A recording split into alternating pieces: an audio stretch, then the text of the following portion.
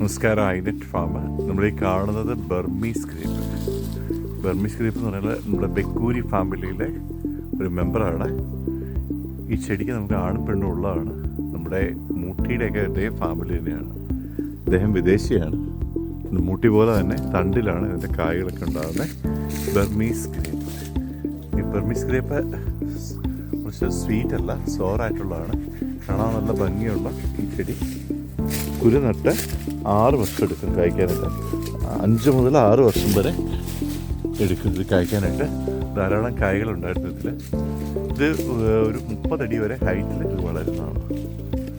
Burmese ഗ്രേപ്പിൻ്റെ പള്ളങ്ങളാണ് ഈ കാണുന്നത്. Burmese grape ഉണ്ടല്ലേ.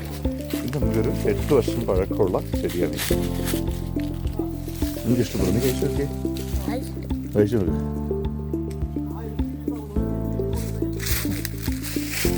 മനസ്സി ഇങ്ങനെ ടേസ്റ്റ് ചെറിയൊരു പുളിയുണ്ട്, പിന്നെ മധുരമുണ്ട്. മധുരമുണ്ടോ? മധുരം പോലെയുണ്ട്. ആണോ?